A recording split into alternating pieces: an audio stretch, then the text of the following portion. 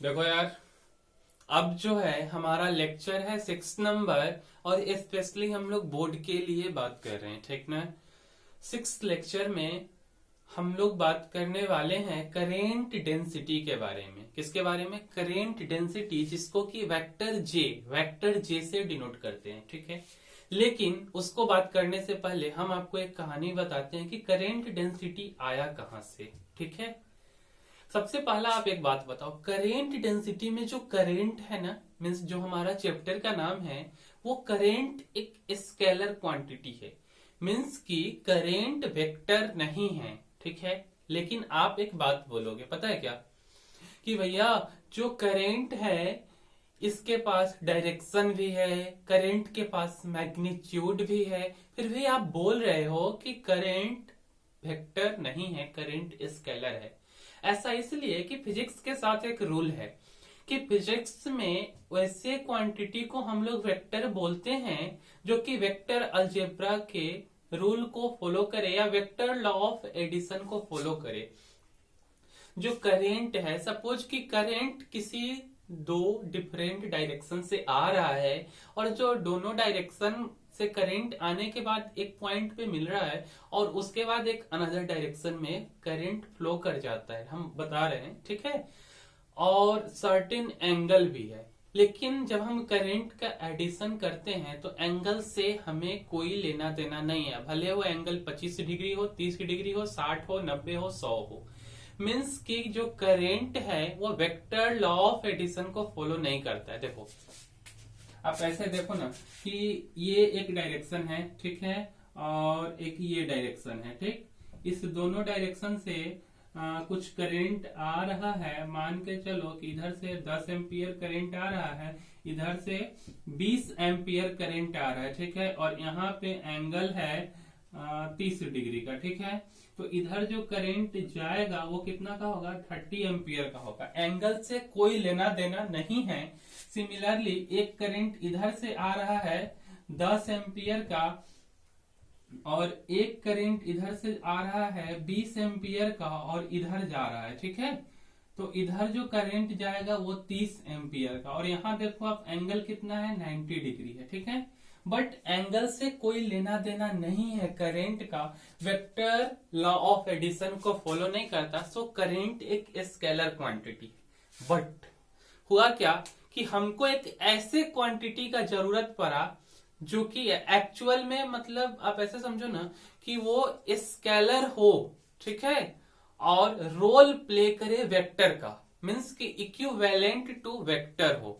जैसे आप सपोज करो कि पोटेंशियल डिफरेंस में, ठीक है, अगर हम पोटेंशियल डिफरेंस के लिए इलेक्ट्रिक फील्ड का टर्म आया था, इलेक्ट्रिक फील्ड को यूज करते थे, जबकि पोटेंशियल डिफरेंस एक स्केलर क्वांटिटी है और जो इलेक्ट्रिक फील्ड है वो एक वेक्टर क्वांटिटी है।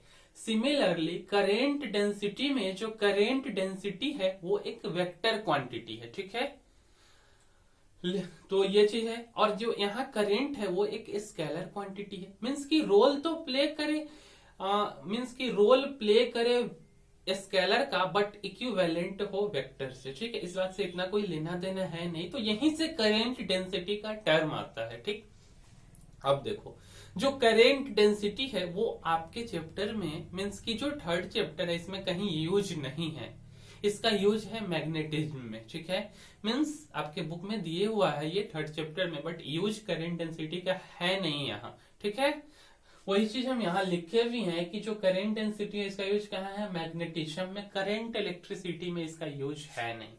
अब देखो कि करेंट डेंसिटी जो वेक्टर जे है वो होता क्या है? तो current per unit area, means की आई अपॉन ए, उसको अगर एग्जाम में आपको लिखने के लिए आता है तो आप कैसे लिखोगे बोर्ड में, ठीक है। Current density is defined as the current per unit area taking normal to the current. Current density को हम लोग डिफाइन करेंगे करेंट पर यूनिट एरिया। लेकिन एक चीज यहां और है कि जो एरिया होगा वो जिस डायरेक्शन में करेंट जा रहा है उसके परपेंडिकुलर होगा। सपोज कि मेरे पास एक कंडक्टर है जिसका लेंथ L है और करंट फ्लो कर रहा है इस डायरेक्शन में। देखो ब्लू लाइन से कंडक्टर में करंट फ्लो कर रहा है, आई करंट फ्लो कर रहा है। और जो हम एरिया लिए हैं, ये एरिया परपेंडिकुलर है। सपोज कि ये कंडक्टर है एल लेंथ का, और हम एरिया लिए हैं ये क्रॉस सेक्शनल, यहाँ पे ये गोला वाला एरिया, ठीक है। तो ये क्या है, परपेंडिकुलर है, करंट इधर जा रहा है, एरिया ऐसे है परपेंडिकुलर। तो वही बात बोला कि जो current density is defined as the current per unit area taking normal to the current. जो एरिया है वो नॉर्मल होना चाहिए करंट के, ठीक है। अच्छा, उसी को, उसका फॉर्मूला क्या है, vector J equal to I upon A. क्या है, आई अपॉन ए, ठीक।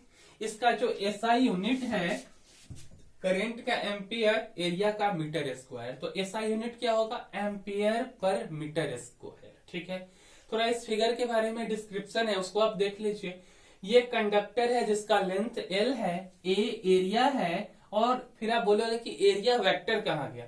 तो एरिया वेक्टर क्या होता है, एरिया वेक्टर करंट के डायरेक्शन में ही होता है, या करंट के पैरेलल डायरेक्शन में होता है, मींस आई के पैरेलल, ठीक है। तो एरिया वेक्टर इस करंट के डायरेक्शन में या पैरेलल टू आई है, ठीक है। वही है जो वेक्टर जे है, करंट डेंसिटी का डायरेक्शन किधर होगा, क्योंकि ये एक वेक्टर क्वांटिटी है, ठीक ना। तो करंट डेंसिटी वेक्टर जे जो है, इसका डायरेक्शन होगा करंट के डायरेक्शन में ही, मींस करंट डेंसिटी का भी डायरेक्शन करंट के डायरेक्शन में होगा। A for area, means area है ये वाला, इसको आप ए बोल सकते हो, ए बोल दो, ठीक है। तो जो एरिया है, area should be perpendicular to current flow, current इधर फ्लो कर रहा है तो एरिया इसके परपेंडिकुलर होगा, और area vector should be parallel to current flow, जिधर करंट फ्लो कर रहा है उसके पैरेलल एरिया वेक्टर, ठीक है। अब आप बोलोगे कि क्या ये जो क्रॉस सेक्शनल एरिया है, ये एरिया अगर परपेंडिकुलर ना हो के सर्टेन एंगल पे हो, सर्टेन एंगल पे हो, तो क्या मेरा जो फॉर्मूला है वो आई अपॉन ए ही रहेगा, तो नहीं, ये नहीं रहेगा। तो इसको आप नोट कीजिए, फिर हम वो फिगर बनाते हैं कि क्या होगा एक्चुअल में वहां पे फॉर्मूला, ठीक है। वो जो है कि, और वहां से हम लोग बात करेंगे current density in vector form भी बात कर लेंगे, मींस की सर्टेन एंगल पे जो रहेगा, तब की सर्टेन एंगल पे जब एरिया को हम शिफ्ट करा दें तब फॉर्मूला क्या होगा, फिर डॉट प्रोडक्ट देखेंगे। इतना आप नोट कीजिए, फिर हम आगे फिगर बनाते हैं, ठीक है।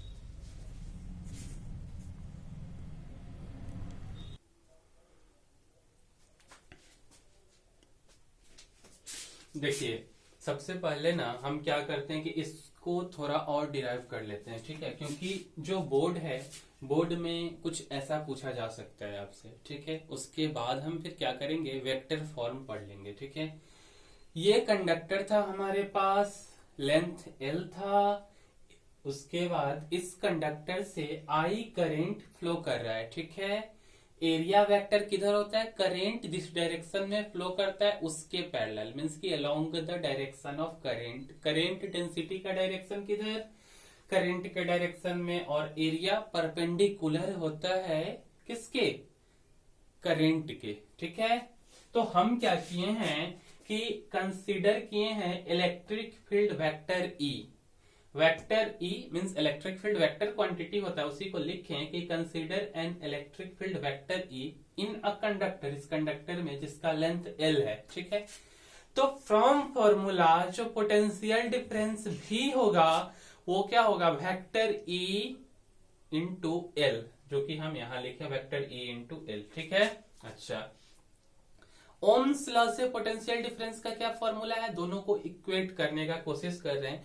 तो V इक्वल टू, आप पढ़े हो, I upon A rho L. ये जो सिंबल है ये रो का सिंबल है, RHO, और इस टाइप का सिंबल सिग्मा का होता है जो कि आगे यूज होगा, 1/रो इक्वल टू सिग्मा होता है, ठीक है।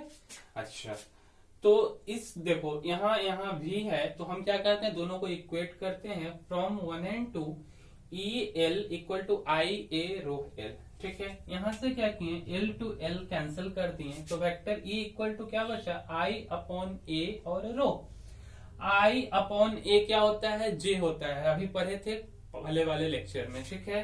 तो E equal to vector J, यहां भी हम पढ़े हैं, I अपॉन ए क्या होता है, I upon A current density vector J होता है, ठीक ना।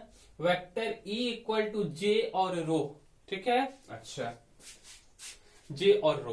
अगर वेक्टर जे हम करेंट डेंसिटी को डिराइव कर रहे थे यहाँ पे, इसीलिए current density vector J equal to क्या होगा, वेक्टर ई अपॉन रो, 1/रो सिग्मा होता है, इसीलिए vector J equal to sigma vector E. ये भी एक करेंट डेंसिटी का फॉर्मूला है जिसपे क्वेश्चन आता है। ठीक है, चलिए इतना को आप नोट कीजिए। उसके बाद हम बात कर रहे हैं current density in vector form, जिससे आपका एक और क्वेश्चन क्लियर हो जाएगा कि भैया जब करेंट कंडक्टर है और ये जो एरिया है ये परपेंडिकुलर ना देके किसी अदर एंगल पे दिया हुआ है, ठीक ना, 90 डिग्री पे ना देके किसी सर्टेन एंगल पे। सपोज कि ये कंडक्टर है जिसका लेंथ हमारे पास L है और ये क्रॉस सेक्शनल एरिया है सर्टेन एंगल पे, और इस एंगल को हम बोल दे रहे हैं थीटा। ठीक है, थीटा। अच्छा, अब हमारे पास जो फॉर्मूला है करेंट डेंसिटी का vector J equal to I upon A।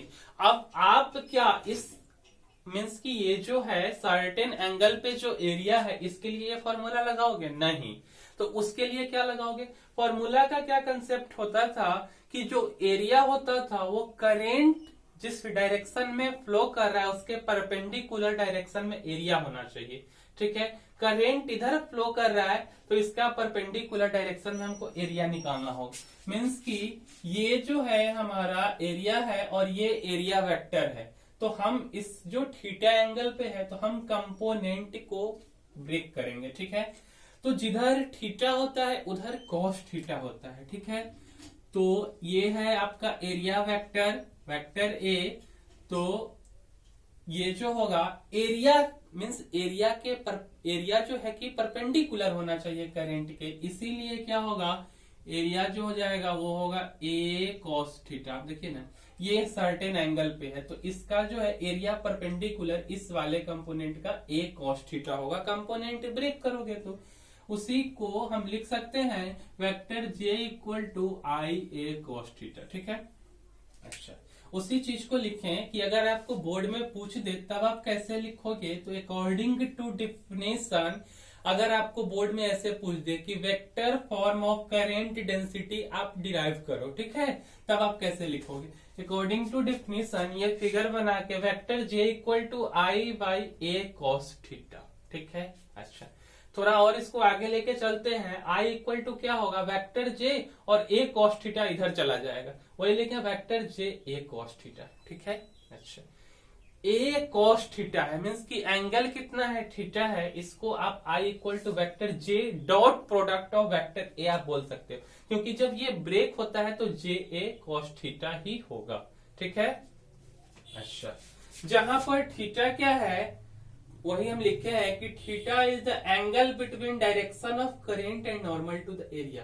Current का डायरेक्शन और normal to the area means की परपेंडिकुलर। ठीक ना, अच्छा, अब जो है करेंट डेंसिटी का डायरेक्शन किधर है, करेंट के डायरेक्शन में। ठीक है, और ये इलेक्ट्रिक फील्ड के पैरेलल भी होता है, वही यहाँ लिखा है, हो सकता है कि दिखाई ना दे रहा हो। J is directed along I current and also parallel to E. तो ये तो था आपका वेक्टर फॉर्म, और ये जो है करेंट डेंसिटी का vector J equal to sigma into electric field, ये एक फॉर्मूला है। तो अगर ऐसा डिफिनीशन आता है कि आपको डिराइव करना हो कि derive current density in terms of sigma, ठीक है, तब आप ये वाला डिराइव करोगे इस टाइप से। ठीक है, और अगर आपको बोलता है कि नहीं वेक्टर फॉर्म में आप डिराइव करो, तब आप यहां तक पहुंचोगे और यहाँ इतना आपको लिखना पड़ेगा। तो ये दो टाइप का डेरिवेशन था, जो कि ये हो गया करेंट डेंसिटी। ठीक है, तो इतना को आप नोट कीजिए, फिर नेक्स्ट लेक्चर देखते हैं। ठीक।